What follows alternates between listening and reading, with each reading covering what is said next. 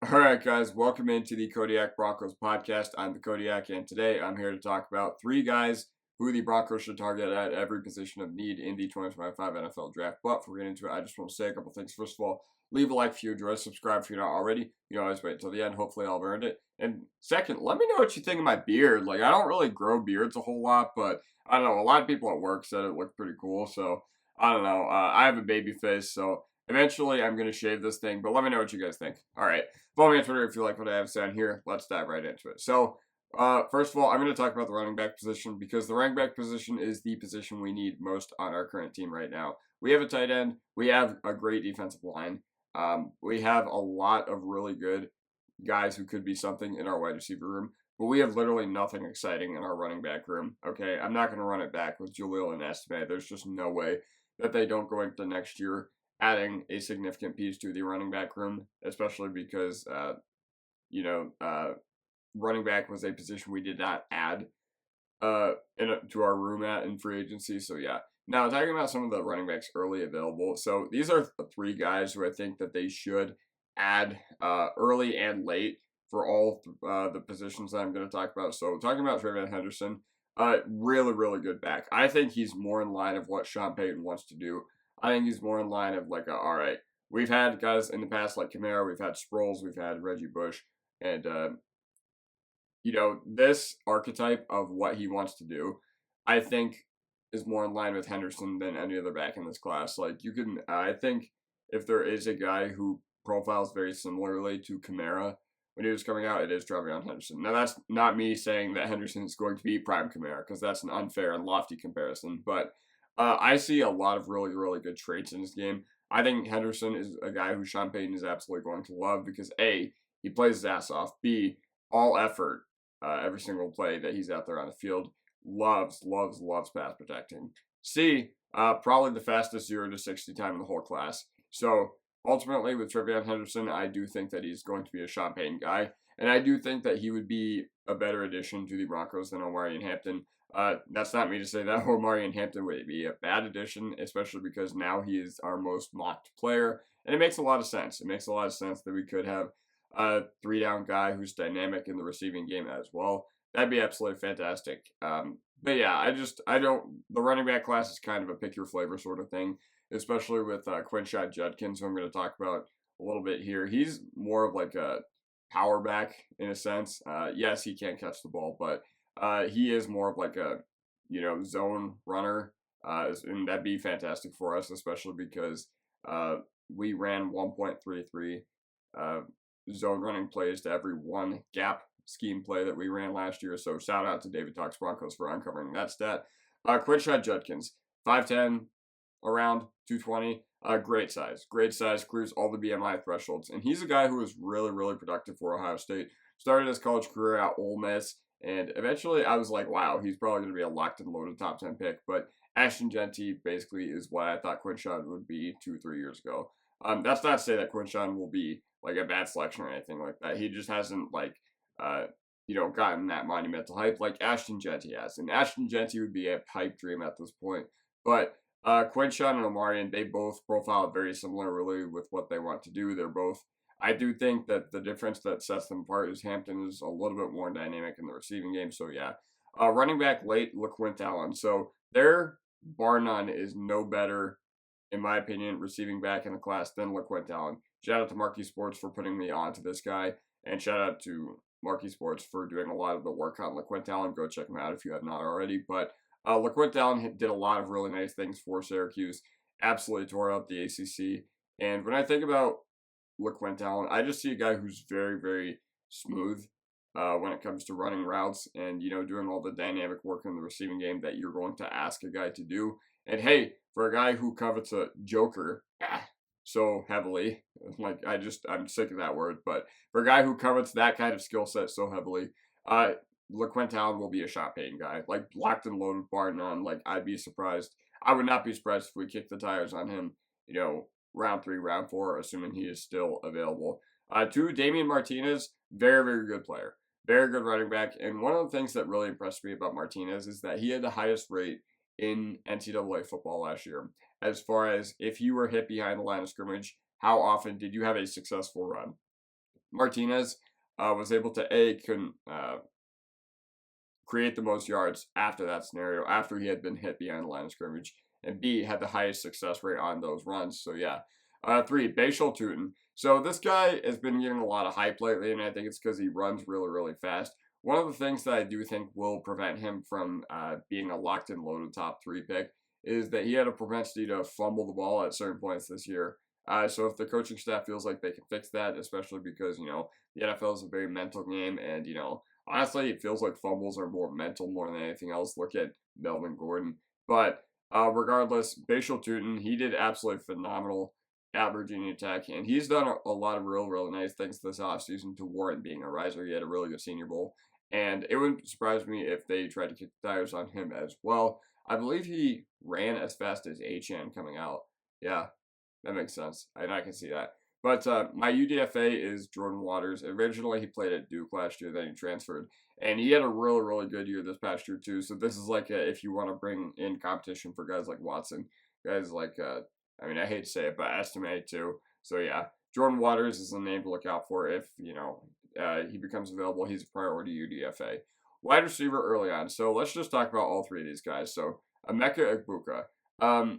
It seems like a lot of the people I'm really close with in the Broncos community have kind of zeroed in on their draft target, and most of them, it would have to be Emeka Egbuka.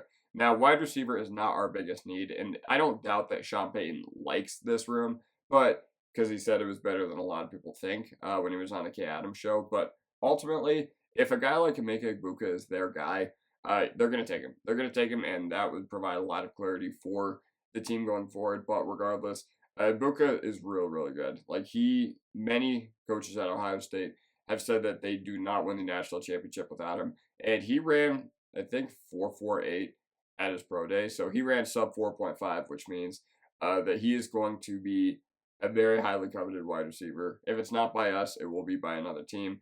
And ultimately, it is now a question as to if he makes it to us, because for months it felt like I saw Emeka Egbuka mocked to the Pittsburgh Steelers at number 21.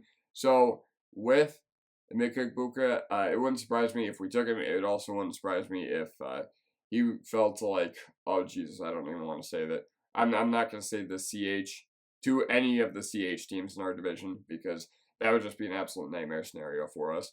But second, Tetairoa McMillan had a really nice year in 2023 at Arizona. He did not have the year I think a lot of people were expecting in 2024, especially because anytime I looked at a way too early mock draft, he was always at the very top of the list, like top 5, top 10, locked and loaded, it felt like. But with the year that Arizona had and the fact that Fafita really couldn't get him the football as consistently as he did in 2023, McMillan kind of had to, work with what he was given, and he did not have a bad year by any means, but I think a lot of people really wanted to see him go ham.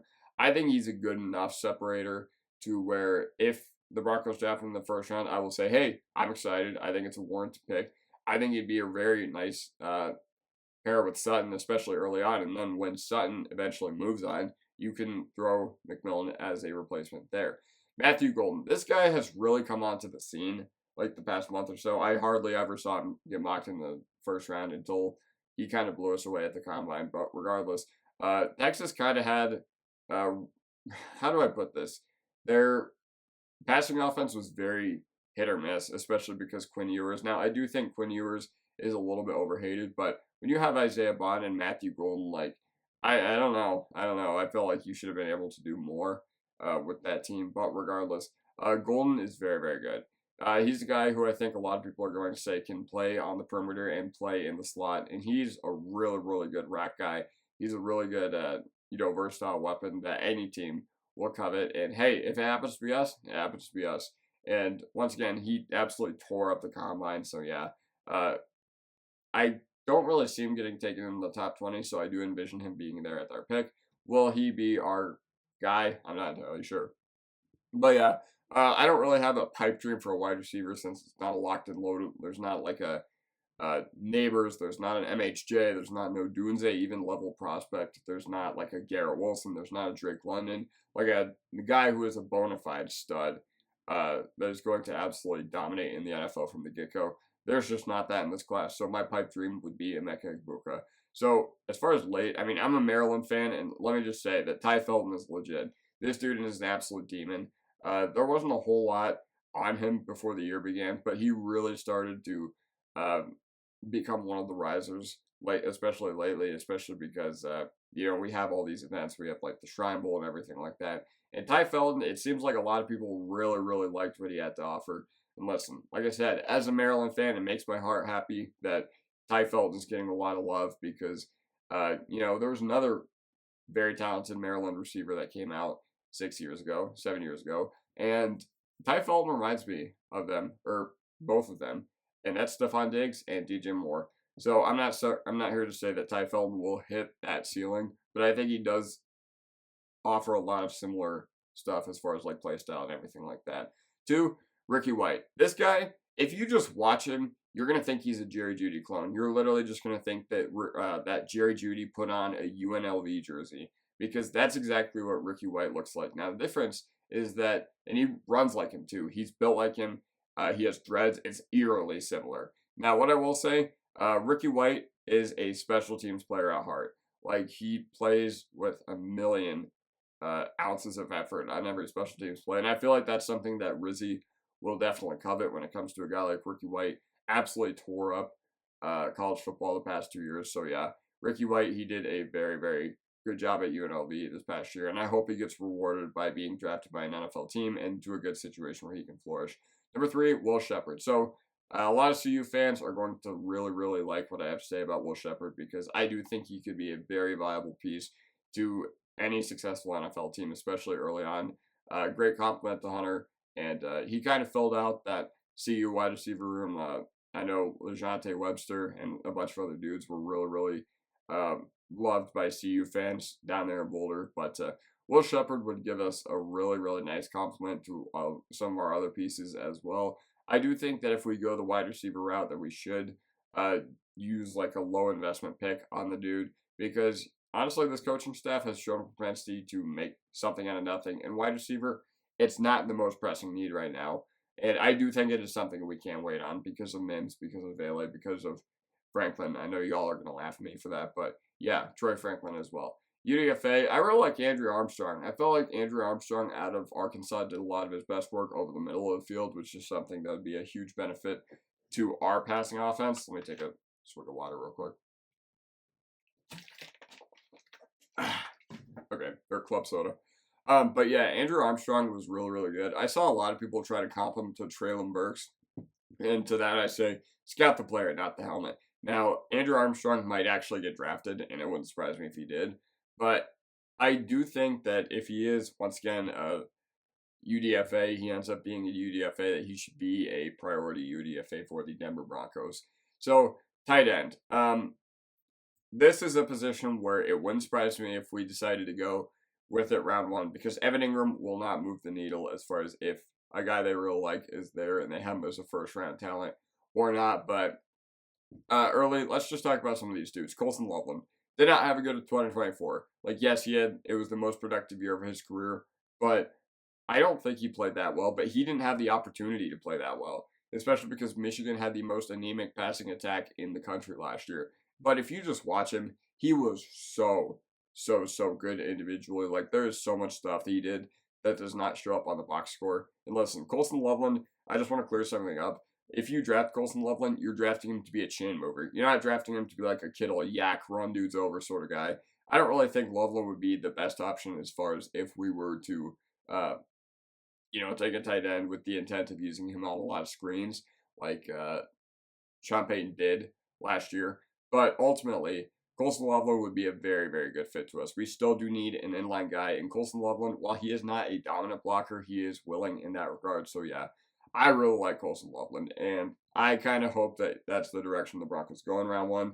Or, actually, I want them to go D-line. But Colson Loveland would be a good consolation prize. Number 2, Terrence Ferguson. So, once again, I've said this a couple of times on this channel, but I know this dude's family. I sat next to his brother, Phil, in math class my senior year of high school. Phil was a mad good dude, and I assume for his brother Terrence follows suit. And yeah, his dad was kind of a hard ass because he was the football coach at the high school that I went to with Terrence and Philip. And Yeah. But either way, Terrence Ferguson would provide a really, really nice security blanket. And one thing that really, really impressed me was his combine. A, his combine. He scored above a 9 relative athletic score. But B, if you look at the yards after catch metrics, Terrence Ferguson is about as good as anyone in the country. So, number 3, Elijah. Excuse me. Number 3, Elijah Arroyo. So, as far as one thing that really, really impressed me about Elijah Arroyo, if you take his fastest ball carrier speed from last year, it hit 22 miles per hour. There were 6 players in the NFL who hit that last year. Jahmyr Gibbs, Kamate Turpin, Saquon Barkley, Jonathan Taylor, Brian Thomas Jr., and then there's another one I can't remember off the top of my head. But regardless, that is very, very impressive. So if you're looking for a guy with straight line, long speed, that might be the guy for you. My one concern with Arroyo compared to the other guys in this class is that for a guy like Elijah Arroyo, the problem I have is that he only has one season of real elite production after being constantly injured his first few years in college football. And, for an organization like us, like, that just sounds very, very unappealing to me because we've been decimated with promising tight ends getting ruined with injury over the past decade or so. So I really, really would not like them to take a player of Arroyo's archetype. But once again, if they draft him, I would be excited. So Tyler Warren, I just hate to say it, not falling to us. Like, there's just too much smoke about him going number 7 to the Jets, number 8 to the Panthers, number 9 to the Saints, to where I'm just like, all right. If he's there at number 15, yes, trade the house. If he's there at, I don't know, even number 12, I'd be like, yeah, go up and get him. But ultimately, I just don't think that he's going to be available for the team. But if he was, we would get a dominant force from day one who could play immediately and be impactful with us. And yeah, he would just absolutely run dudes over. I'm really excited about Tyler Warren going into the NFL. So late, Oronde Gadsden. So one thing that I think about Oronde Gadsden is that he's like a Kyle Pitts. I think Andy said this in his article. Oronde Gadsden is like Kyle Pitts. Now, the one difference I think, between Kyle Pitts and Oronde Gadsden is I think Oronde Gadsden might actually be good. But Oronde Gadsden, he would basically be like taking Evan Ingram and resetting the clock on him by almost a decade. Like, that's how I feel. That's how I feel the Gadsden pick would benefit us. Is, all right, you bring in a guy like Evan Ingram, and he can teach you the intricacies of playing tight end in the NFL. And then you have Troutman to help Gadsden get acclimated as well. I do feel like that would be a nice fit. Yeah, I don't know. That's just how I feel about it. 2, Drake Benningstool. One thing that impressed me is I feel like he's Diet Colson Loveland, where, okay, he's not going to be a dominant yak presence, but throughout the middle of the field, he's just slippery. He's just slippery, and he somehow always manages to find himself getting the first down, picking up the first down there for the Clemson Tigers. So, yeah. Number 3, Luke Lachey. I mean, I haven't really watched a ton of this dude, admittedly. Like, I've watched zero film. I can admit that 100%. I've just seen, the write-ups that people have on the PFF mock simulator. And I watched his highlights, I think, like 2 weeks ago. But Luke Lachey, Iowa tight end. So if there's anything that makes sense in the NFL, if you're just going pure philosophy, I don't really know how he is as a player, but if you're just going pure philosophy, maybe it's a good idea to take an Iowa tight end. And honestly, there were no UDFA tight ends that really interested me, so yeah. Last position I'm going to touch on is the interior defensive line. Kenneth Grant was an absolute force in the run game for Michigan, and I know that a lot of people, I've said this on this channel a lot since the Super Bowl, but, with the Eagles winning the Super Bowl by just a formula of go, go, go, it would just make sense to get ahead on our interior defensive line need, especially because we have no interior defensive linemen under contract for 2025.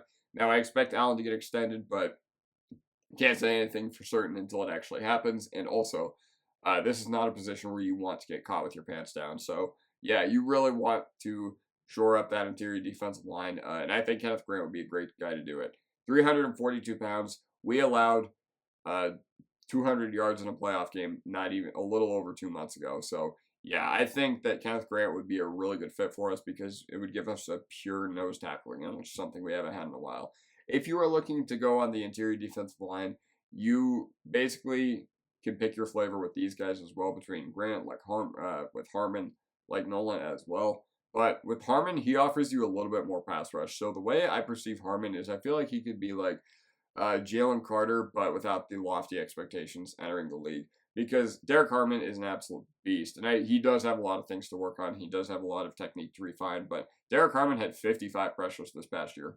For reference, I think Grant and Nolan both had around 30. So Harmon, if you're looking for a guy who can get after the quarterback, Harmon would be a great fit for this team if you're looking to show up your pass rush. Like, he would basically be a John Franklin Myers in the waiting, but I think he has a little bit more weight than John Franklin Myers does. So yeah, Harmon out of Oregon would be a great pick as well. Walter Nolan. Okay, this one is just a little confusing to me because I don't know what's going on with him. I don't know if people hate him. I don't know if people love him. Like, I think that if he were to follow us, I think we'd be foolish to not at least consider it, especially because that looks like that's going to happen now. Now, I don't know if it's character concerns. Whenever I watch him speak, he doesn't smile at all. But I don't think it's because he's a bad dude or anything like that. I just think that he's a quiet guy, and there's nothing wrong with that. But yeah, once again, this guy could legitimately be a dominant force on the interior defensive line. But if you hear something negative about a player, it's probably not that good.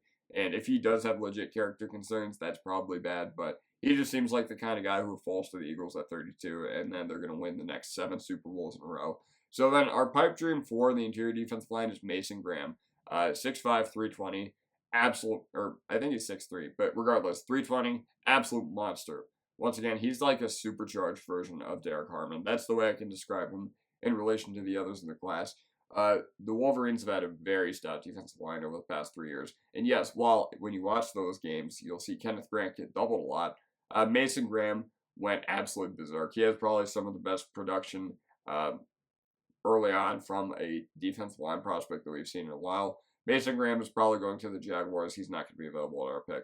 So, interior defensive line, late. So, my guy, Desmond Watson. We have been pounding the table for him at Kodiak Broncos Podcast for about a week now. And he weighed in at the combine at 464 pounds. I don't know how it's genuinely possible to move and get out of bed when you are 464 pounds.